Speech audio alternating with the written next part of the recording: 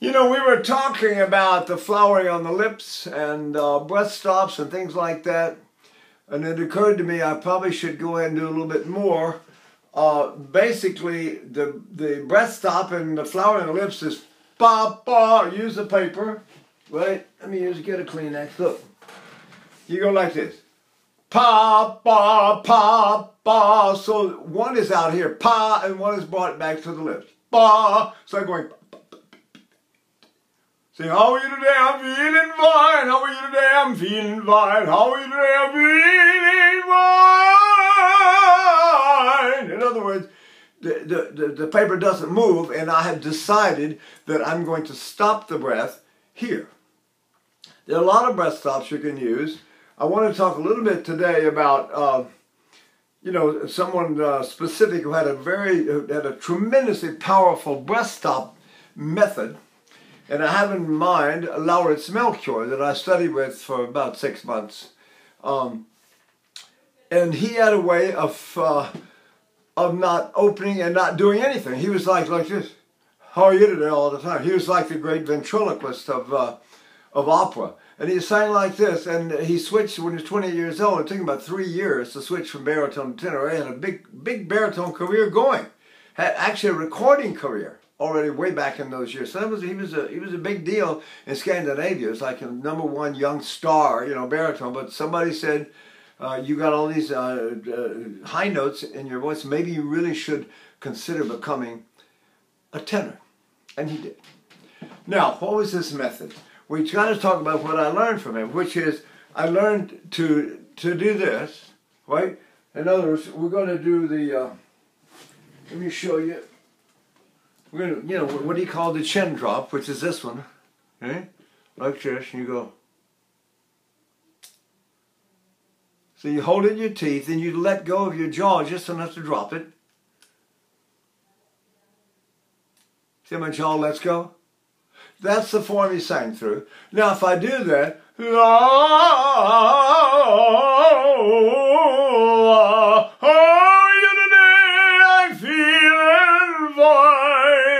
so the breath stop is really in my diaphragm, and I'm singing through this shape that is my natural shape of my trachea.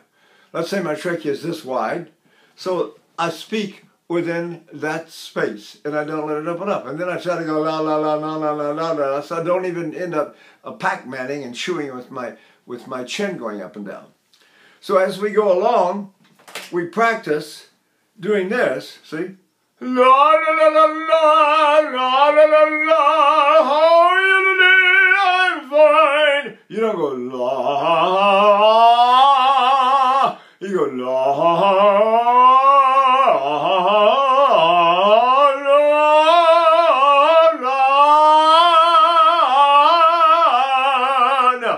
You obviously can sing either way.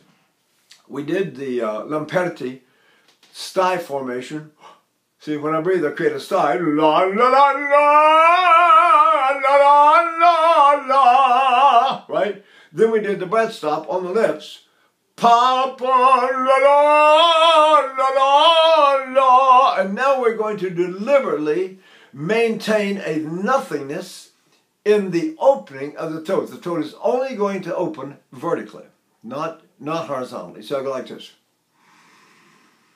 All right, now when I take a breath, my larynx went down a little bit, as you know, just because of the stream of air going down into my lungs, it pulls my larynx with it, but I'm not flexing at all, and no muscles in my larynx. Like, I'm not holding anything like that, the holy space. So I take a deep breath, and then I pronounce the words through that space, and I say, how are you today? So nice to see you. Let's go down, get something to eat. I'll be back later. So how do I do that, right?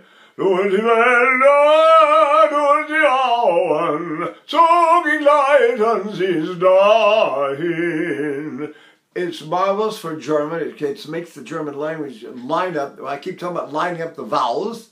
You have words like tot and doch and Nacht, and all these words that go all over the place. So what you learn to do is pronounce them all within this natural, I hate to use that word, this space you get when you breathe vertically down, way down in your lower back. You go, You pull in your navel when you do it, you go, and then you sing like that. Now, how does that work for German music? Let's see, right? We've got, like this. So now, ein Schwert hieß mir der Vater, ich fänd es in höchster Not. Waffenlos ich in Feindes Haus, seine Rache verdrasste ich hier. Ein Weib sah ich, wonnig und hier, entzückend bangen, zielt mein Herz. You can see that I'm not opening or anything. I'm talking everything through the tube that I get, which is a vertical tube. When I breathe way down my lower back. So I go like that. La la, la la, la la, la. But what if I don't do anything? What if I just breathe? La la.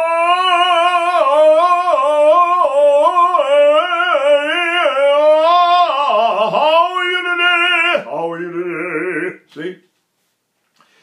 I thought I would just tack this one on a little bit to the flowering, the tone flowers on the lips, and we would simply understand that right now I'm not doing a breath stop anywhere except in my diaphragm. I'm going, huh. That's called a Valsalva maneuver. I go, huh.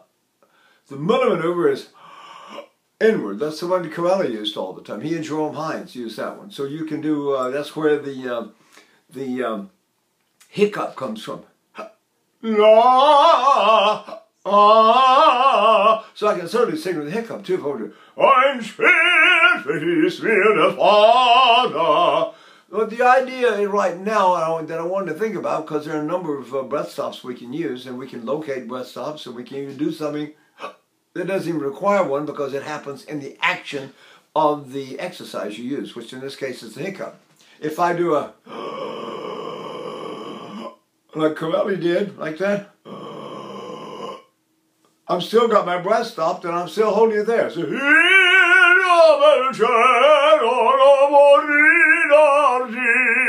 but if I'm doing German language, especially dramatic German language, and you think about the way that you would sing German normally and how it's going to spread you out and open you up, then it closes you and you go tu, then you go machen, and you have all these possibilities.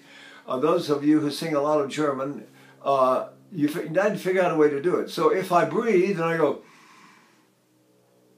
now I'm going to speak English. Now, let's see if you can understand me. Oh, I'm going to go down and get something to eat. I'll be back later. I hope with all the pandemic going over now, slowing down, we'll be able to go out to the movies and maybe go to a restaurant. You'll notice that in English, I'm not opening anything. I could, if I want to. So if you do German that way, you can make all these words fit into the normal tracheal space that your particular voice has, and that, of course, that changes as your breathing develops over years. The trachea does get lower, longer, and a little bit wider, and the first thing you know, you have a little bit more room to pronounce words. And you're going, it's, you know, you're doing something like, I don't know, let's say you're doing Otello.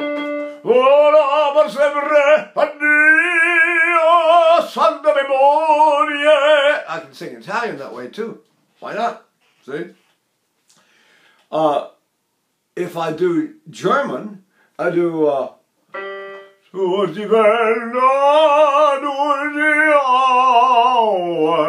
could do durch die Wälder, durch die Auen, zog ich leitend ins Dahin. Or I could go durch die Wälder, durch die Auen, zog ich leitend ins Dahin. And I don't have to open anything. And according to Melchior, that makes about, you know, 2 hours difference in a performance about whether you're tired at the end of the performance because you've reduced almost everything you're doing to a breath stop that is in the diaphragm.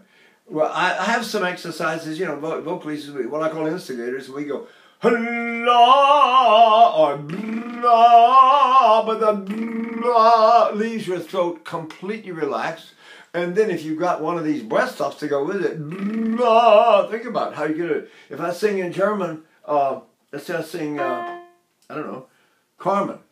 La, la, la. Shall I say la fleur? Or shall I sing la fleur que tu m'as jeté dans ma prison m'est restée? Now, maybe not as, maybe it's not as fluid in French, but what if I sing it in German? Hier an dem Herzen treue Morgen, die Blume sie von jenem Morgen. Should I sing von jenem Morgen? Or can I sing von jenem Morgen entblättert Welk in Kerkerluft behielt sie noch den süßen Duft. If I'm singing a lot of German, I'm telling you, I've got to make sure that I survive some of those bigger operas. I shouldn't say singing German because of the ones that, Don Carlo was murdered. Believe me, I sang Don Carlo 24 times and dropped it. I said, why should I work so hard when the bass and the mezzo walk off with those fabulous artists, or walk off with those fabulous artists, and walk off with the show? So, but there are all these different possibilities that singers, once you get your breathing working for you, you can see I'm not doing anything but breathing. Right? And then I do a breath stop with my diaphragm, which you can do a Valsalva maneuver, you can go, and there it is right there. It's stopped. If I do morgendlich leider im rosigen Schein von Blüt und Duft geschwellt die Luft von allen die ersonnen ein Garten lud mich ein, dort unter einem Wunderbaum von Frühchenreich behangen. And that kind of music, that's goes on and on and on and on and on. That's only the first half of the first verse. You got 3 verses, you got all these, I mean, this happens after 5 hours and 20 minutes, and then you sing this aria right at the end of the opera. So I thought, well, you know, we really should learn all these different ways, because especially if you sing in any kind of, let's say you get a full-time contract in German theater. It's called Festvertrag. Festvertrag. And if you get a Festvertrag and you sing 10.5 months a year and you'll do whatever, 40, 50, 60 performances, it all depends how many you sign up for. You got to find a way to sing all these different ways. If I do Bohème this way, it could be that it sounds a little funny, but I can certainly use it. Wie eiskalt ist dies Händchen, lass ich mache es euch warm. Was nutzt das Suchen? Zum Finden ist zu dunkel. Now, should I have opened that? Let's say in the interest of style. You may not just like, maybe you don't like the sound, maybe you prefer the sound. Some people liked it. They can't, stop spreading, stop opening. So you'll hear that too. It's almost any way you sing, you'll have somebody who doesn't like it, and some people just love it.